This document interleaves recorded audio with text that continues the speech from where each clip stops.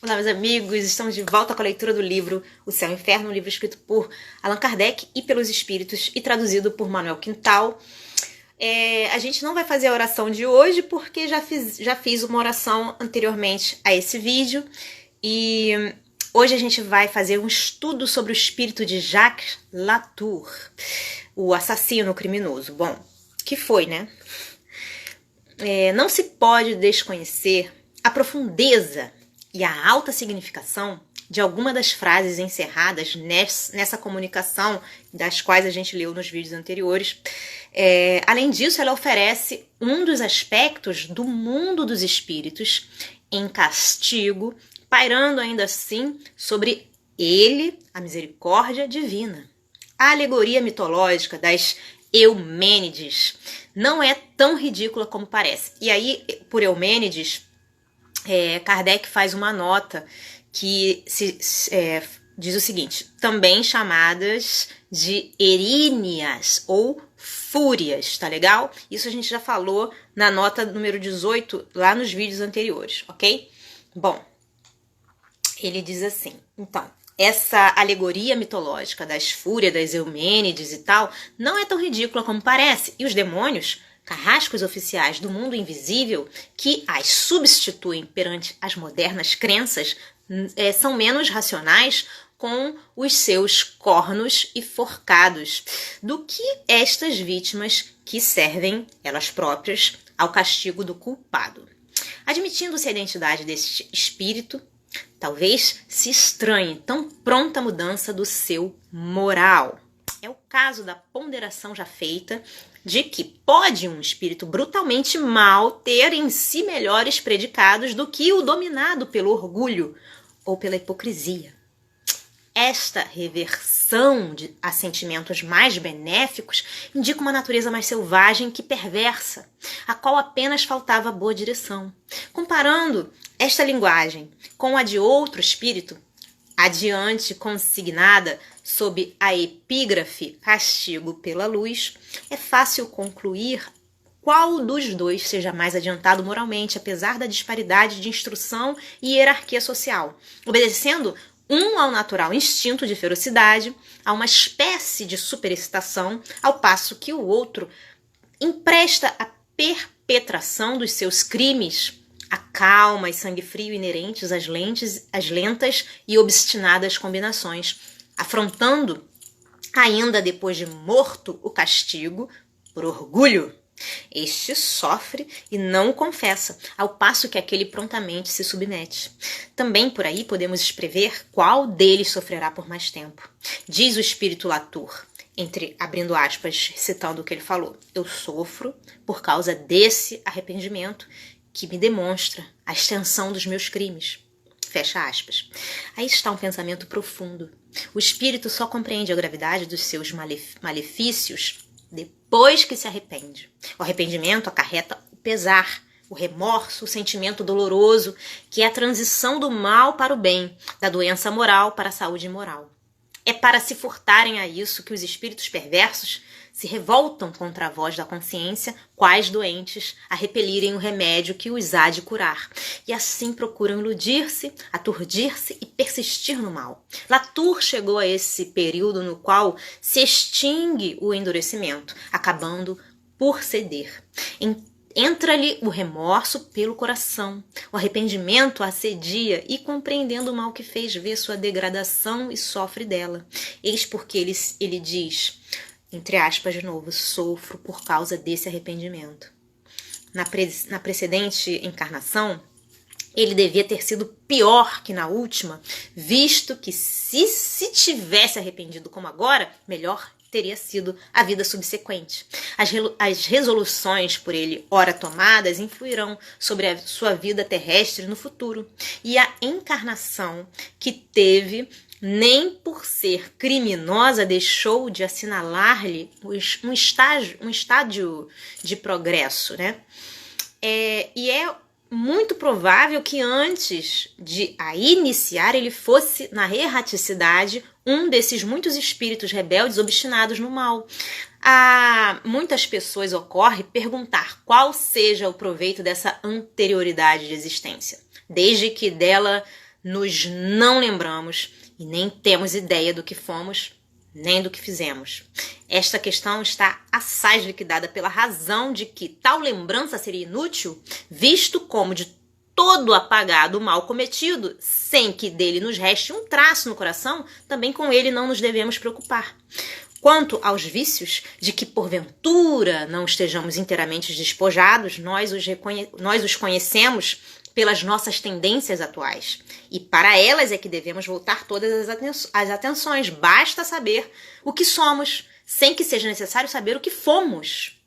Se considerarmos as dificuldades que há na existência para a reabilitação do espírito, por maior que seja o seu arrependimento, as reprovações de que se torna objeto, devemos louvar a Deus por ter cerrado esse véu sobre o passado, condenado a tempo ou absolvido que fosse, os antecedentes de Latour falo-iam um enjeitado da sociedade. Quem o acolheria com intimidade, apesar do seu arrependimento? Entretanto, as intenções que ora patenteia como espírito nos dão a esperança de que venha a ser na próxima encarnação um homem honesto e estimado. Suponhamos que soubessem que esse homem honesto fora Latour, que a reprovação continuaria a persegui-lo. Esse véu sobre o passado é que lhe franqueia a porta da reabilitação, porque pode sem receio e sem pejo ombrear-se com os mais honestos. Quer dizer, ele vai para junto dos honestos sem saber quem ele foi e sem os honestos saber quem ele foi. Então aí ele tem mais uma chance, né, de começar do zero. Quantos há que desejariam poder apagar da memória de outrem certas fases da própria vida? Não é? Qual a doutrina que melhor se concilia com a bondade e justiça de Deus? Ademais, esta doutrina não é uma teoria, porém o resultado de observações, por certo. Não foram os espíritos que a imaginaram, porém eles viram e observaram as situações diferentes que muitos espíritos apresentam e daí o procurarem explicá-las, originando-se então a doutrina. Aceitam-na, pois, como resultante dos fatos e ainda por lhes parecer mais racional que todas as emitidas até hoje relativamente ao futuro da alma. Não se pode recusar a estas comunicações um grande fundo moral. O espírito poderia ter sido auxiliado nesses raciocínios e, sobretudo, na escolha das suas expressões por outros mais adiantados, mas o fato é que estes apenas influem na forma e não na essência, e jamais fazem que o espírito inferior esteja em contradição consigo mesmo. Assim é que em Latour poderiam ter poetizado a forma do arrependimento, mas não lhe insinuaram contra sua vontade, porque o espírito tem o seu livre-arbítrio.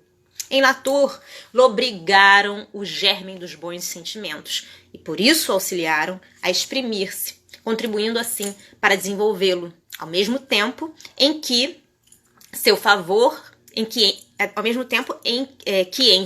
imploravam comiseração. Aí, antes da gente continuar, vem assim uma pergunta na minha mente, né? Que eu já conheço a resposta, mas veio essa pergunta porque de repente pode ser mais esclarecedora para vocês. É o seguinte, muitas pessoas falam assim, tá, os bons espíritos não podem obrigar a gente a ser bom, mas os maus podem nos obsediar e fazer com que a gente seja mais mal ainda. Lembrando, né, que por ser um bom espírito, ele não força ninguém a fazer nada. Por isso que ele é bom. No momento que você é forçado a fazer alguma coisa, você está sob influência de uma coisa ruim. Deus é o ser mais misericordioso do mundo, é o ser que nos entregou o livre-arbítrio. Ele não iria forçar a gente a fazer nada contra a nossa vontade, porque senão ia ser contraditório. Então, só um ser mais inferior pode influenciar dessa forma tão grande um ser que está perto dele. Então, por exemplo, quando a gente decide fazer o bem, começa na nossa consciência, na nossa mente, começam a se aproximar de nós espíritos que querem fazer o bem também, e do outro lado, espíritos que não querem deixar a gente fazer o bem, né? Então isso vai depender da porta que a gente abre, ok? Então se você decide fazer o bem e sente alguém te influenciando para o mal, você tem que ter uma resignação no bem, para que não seja tentado ao mal. Por isso que na oração que Jesus nos ensinou do Pai Nosso, ele fala, não nos deixeis cair em tentação, porque a tentação quer que a gente vá até ela. A gente tem que tentar se despojar da matéria. Essa matéria seria algo que a gente deveria, né, tentar trabalhar para não ficar cada vez mais material, e sim espiritual. A matéria são todos os pensamentos que nos ligam à nossa natureza animal, né, de raiva, de ódio, de vingança, de apego e tal. E o espiritual é todo oposto a isso, é o amor incondicional, né, é a compaixão. É muito mais fácil ir pro ódio, pra raiva, do que pro amor. Porque essa é a nossa condição, essa é a nossa prova. Senão não seria uma prova, né? Se fosse fácil, não seria uma prova. Mas por ser tão difícil, é que a gente ganha o mérito de ter conquistado esse patamar, né? Esse nível. E não para se orgulhar, e sim para ficarmos contentes conosco, tá? Porque todos nós estamos enfrentando isso juntos nesse mundo. Então, é por isso que os espíritos bons podem nos influenciar se a gente deixar, mas não decidir pela gente e não ser responsável pelas nossas escolhas.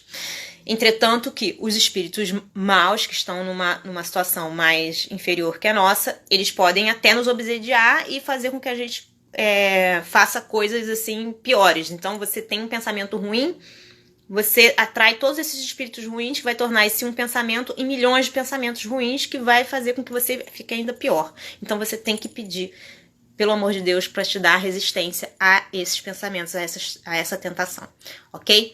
Então vamos voltar ao texto, que diz o seguinte: que há de mais digno, mais moralizador, capaz de impressionar mais vivamente do que o espetáculo deste grande criminoso exprobrando-se a si mesmo, o desespero e os remorsos. Desse criminoso que, perseguido pelo incessante olhar de suas vítimas e torturado, eleva a Deus o pensamento implorando misericórdia. Não será isso um exemplo salutar para os culpados? Posto que, simples e desprovidos de fantasmagóricas encenações, compreende-se a natureza dessas angústias, porque elas, apesar de terríveis, são racionais. Poder-se-ia talvez estranhar tão grande transformação num homem como Latour, mas por que havia de ser inacessível ao arrependimento? Porque não possuir também ele a sua corda sensível? O pecador seria, pois, voltado ao mal eternamente? Não lhe chegaria, por fim, um momento em que a luz se lhe fizesse na alma? Era justamente essa hora que chegara para Latour. E ali está precisamente o lado moral dos seus ditados. É a compreensão de que ele tem do seu estado. São os seus pesares, os seus planos de reparação, que tornam tais mensagens eminentemente instrutivas. Que haveria de extraordinário se Latour confessasse um arrependimento sincero antes da morte, se dissesse antes da morte o que veio dizer depois? Não há, quanto a isso, inúmeros exemplos? Uma regeneração antes da morte passaria aos olhos do maior número de seus iguais por fraqueza. Mas essa voz de além-túmulo é seguramente a revelação daquilo mesmo que os aguarda. E ele está em absoluto com a verdade quando afirma ser o seu exemplo mais eficaz que a perspectiva das chamas do inferno e até do cadafalso. Por que não lhes ministrar esses sentimentos no cárcere? Eles fariam refletir do que, aliás, já temos alguns exemplos. Mas como crer nas palavras de um morto quando ninguém acredita que para além da morte não esteja tudo acabado? Entretanto, dia virá em que se reconheça esta verdade. Os mortos podem vir instruir os vivos. Muitas instruções importantes se podem tirar dessas comunicações, assim a confirmação deste princípio de eterna justiça pela qual o culpado não basta o arrependimento apenas, sendo este o primeiro passo para a reabilitação que atrai a divina misericórdia. O arrependimento é o prelúdio do perdão, o alívio dos sofrimentos. Mas porque Deus não absolve incondicionalmente, faz-se mister a expiação e principalmente a reparação. Assim o entende Latour e para tanto se predispõe. Se compararmos este criminoso, aquele de Castelnaudary, veremos ainda uma diferença nos castigos. Naquele de Castelnaudary, o arrependimento foi tardio e, consequentemente, mais longa a pena. Além disso, essa pena era quase material, ao passo que para Latour foi antes moral, porque, como acima dissemos, havia grande diferença intelectual entre eles. Ao outro, impunha-se coisa que pudesse ferir-lhe os sentidos obliterados. Mas é preciso notar que as penas morais não serão menos pungentes para todo aquele que esteja em condições de compreendê-las. Podemos inferi-lo nos clamores do próprio Latour, que não são de cólera, mas antes a expressão dos remorsos, que de perto seguidos de arrependimento e desejo de reparação visando o progresso. Bom, gente, ficamos por aqui por hoje. Eu espero que vocês estejam gostando dessa leitura, tanto quanto eu. No próximo capítulo a gente vai falar, no próximo episódio a gente vai falar sobre o novo capítulo. Vamos abrir um outro capítulo, se chama Espíritos Endurecidos, né? Capítulo 7 do livro. E eu espero que vocês estejam gostando. Um grande beijo a todos. Deus abençoe e até a próxima. Tchau, tchau.